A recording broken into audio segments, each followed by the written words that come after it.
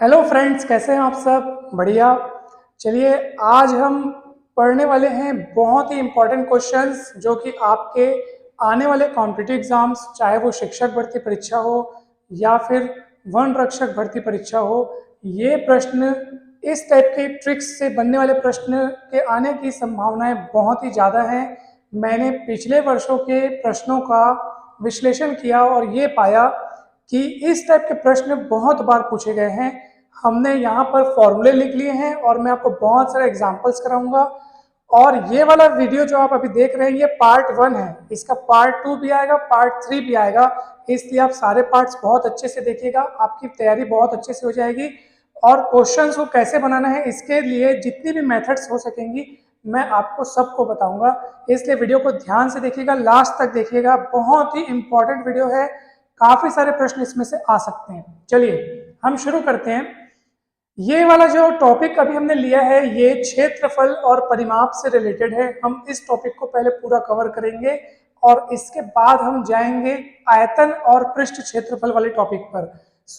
अभी हम क्षेत्रफल से रिलेटेड टॉपिक कवर कर रहे हैं। इसमें पहला जो ट्रिक है, पहला जो फॉर्मूला वो ये कहता है कि यदि किसी त्रिभुज या चतुर्भुज की एक भुजा को a% घटाया जाए और दूसरी भुजा को b% बढ़ाया जाए तो क्षेत्रफल में प्रतिशत परिवर्तन a+b+ab/100। अब देखिए, ये ट्रिक तो हमने पढ़ लिया, अभी आपको ये ठीक से समझ में नहीं है। मैं पहले इसका एक एग्जांपल देता हूँ, इसमें से प्रश्न किस तरीके से बन सकते हैं। मान लीजिए आपको प्रश्न दिया है कि मान लीजिए कोई आयत है, एक आयत है, उसकी एक लंबाई को, ठीक है, लंबाई को मान लीजिए मैंने 20% बढ़ा दिया, ठीक है, लंबाई को 20% बढ़ा दिया और चौड़ाई को 10% घटा दिया, ठीक है। तो प्रश्न ये है कि क्षेत्रफल में क्या परिवर्तन आएगा, क्षेत्रफल में क्या परिवर्तन आएगा, मतलब बढ़ेगा कि घटेगा, और कितना प्रतिशत, अगर बढ़ रहा है तो भी कितना प्रतिशत बढ़ रहा है ये बताना है, या फिर अगर घट रहा है तो कितना प्रतिशत घट रहा है ये आपको बताना है। ये आपका प्रश्न काफी इंपॉर्टेंट है। तो आप देखिए, आप लंबाई को a मान लो और चौड़ाई को क्या मान लो, b मान लो, और ये जो उसके प्रतिशत परिवर्तन आपको दिए हैं 20 और 10, कुछ नहीं, आपको फॉर्मूला में बस रखना है। देखिए, लंबाई को कितना परसेंट बढ़ा रहे हैं, 20%, चौड़ाई को 10% घटा रहे हैं। जब भी घटाने की बात चलेगी तो उसको माइनस में लेना और बढ़ाने की बात होगी तो उसको प्लस में लेना।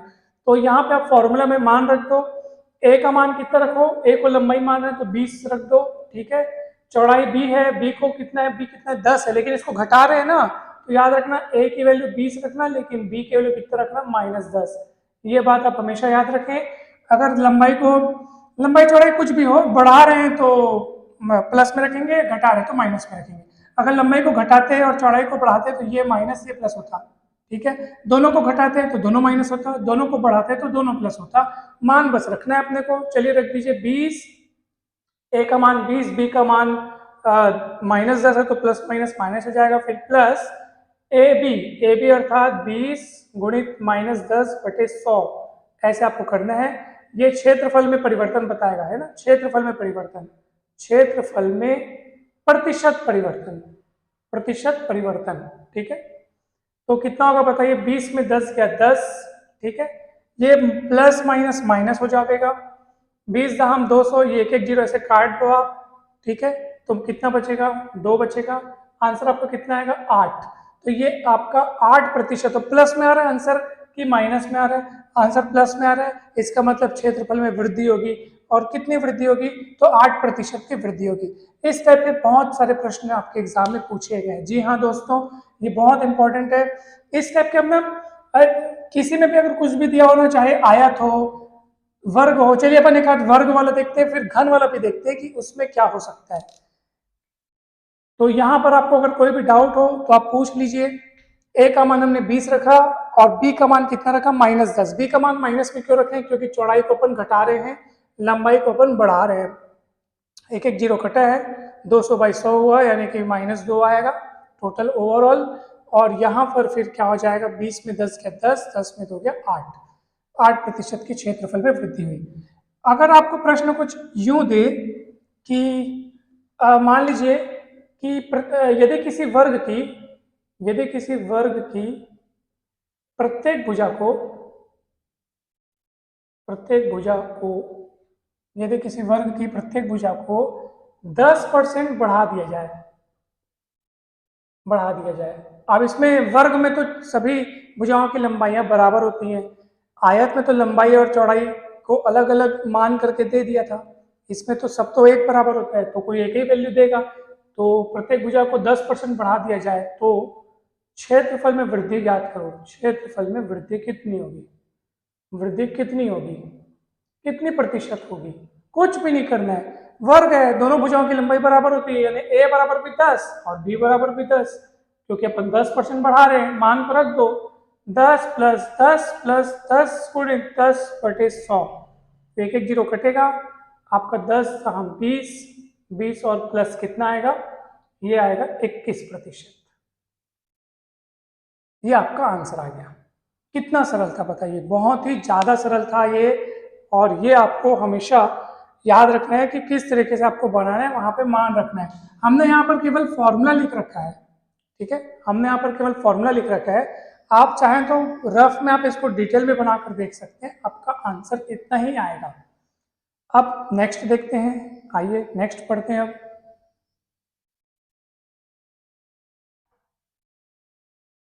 ओके, देखो अगला क्वेश्चन है आपका, यदि किसी, ये जितने क्वेश्चन हैं अभी मैं आपको बता रहा हूँ सब आपके एग्जाम में आए हुए हैं, व्यापम के एग्जाम में, पीएससी के एग्जाम में, ये सब क्वेश्चंस आए हुए हैं। यदि किसी घन की प्रत्येक भुजा को, यदि किसी घन की प्रत्येक भुजा को 50% बढ़ा दें तो क्षेत्रफल में वृद्धि प्रतिशत या प्रतिशत वृद्धि ज्ञात करो। क्षेत्रफल में प्रतिशत वृद्धि ज्ञात करो, या कितनी होगी? 4 ऑप्शंस दे रहेंगे आपको, तो आप कैसे बनाएंगे? कुछ भी नहीं है, घन की प्रत्येक भुजा को कितना बढ़ा रहे हैं? 50%। यहाँ पे ए और बी दोनों 50-50 होगा, तो बताइए कितना होगा? 50 प्लस 50, 50 गुणित 50 और बटे 100, ठीक है। तो कितना होगा बताइए? ये कटेगा, ये कटेगा, 50 50 100, 5 पंचे 25, आंसर आएगा 125%। ये आंसर आपका ना प्रतिशत में आएगा, ठीक है, क्योंकि आप ये प्रतिशत निकाल रहे हैं। देखिए ब्रैकेट के बाद परसेंट है ना, तो ये आपका आंसर किसमें आएगा? प्रतिशत में आएगा।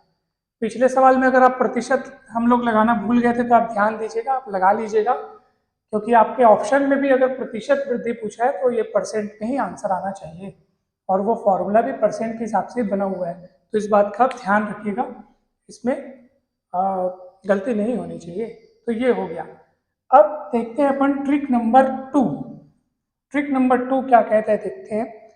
यदि किसी आकृति की एक भुजा को m गुना और दूसरी भुजा को n गुना कर दिया जाए, m गुना n गुना मतलब 2 गुना, 3 गुना, 10 गुना, आधा गुना, जो भी है, तो उसके क्षेत्रफल में प्रतिशत वृद्धि कितनी होगी? तो फॉर्मूला याद रखेंगे आप, mn-1 गुणित 100, ठीक है। जैसे एक एग्जांपल के लिए एक प्रश्न हम देखते हैं।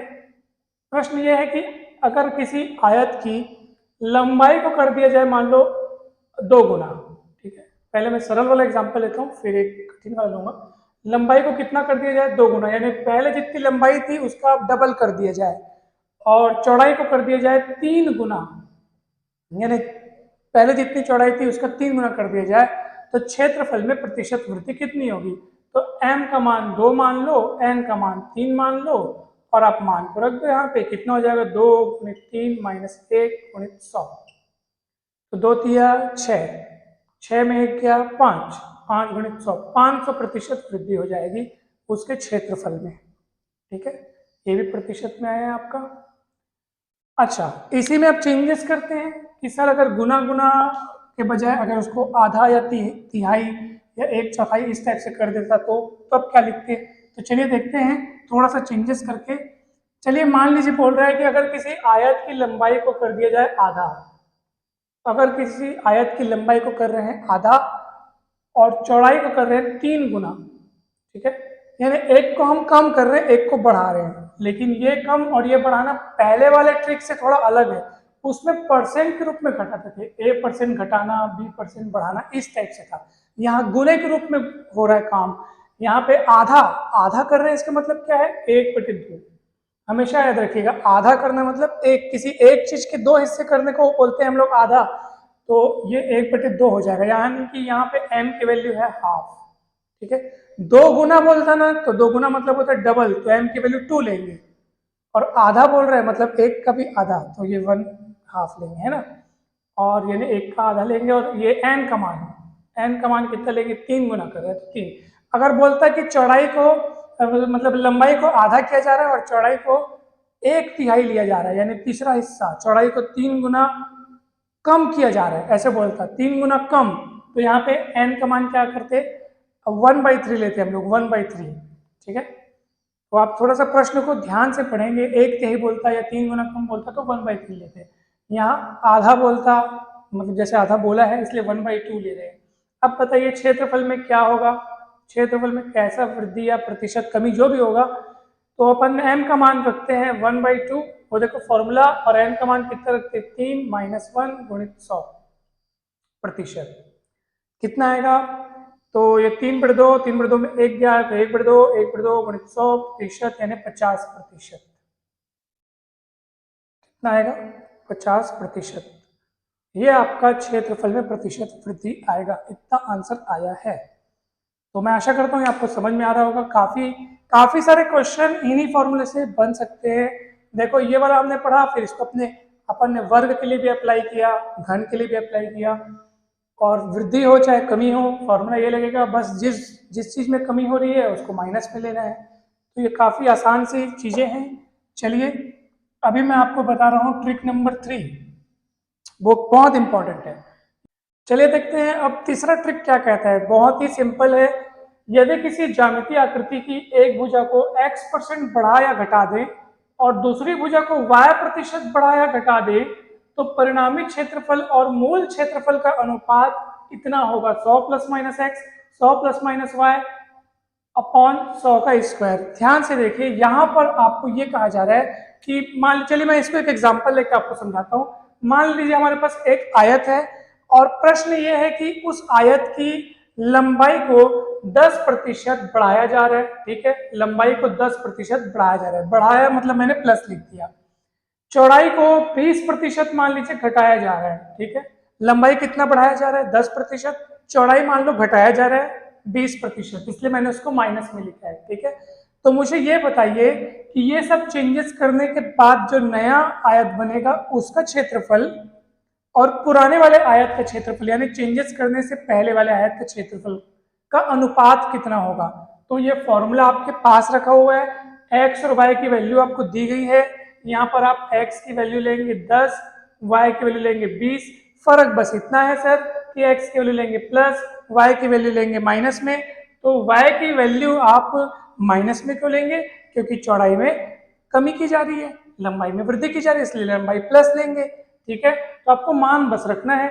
चलिए तो अनुपात कितना आएगा, 100 + 10 लूंगा मैं यहाँ पे, लेकिन यहाँ 100 माइनस लूंगा यहाँ पे पहले वाले में प्लस और दूसरे वाले में माइनस लूंगा, और बटे क्या करूंगा 100 का स्क्वायर, तो ये हो जाएगा 110 गुणित 100 - 20 यानी 80, और ये हो जाएगा 100 गुणित 100, एक एक जीरो कटेगा, 11 × 88/100, 88/100, जिसको आप लिख सकते हो 0.88।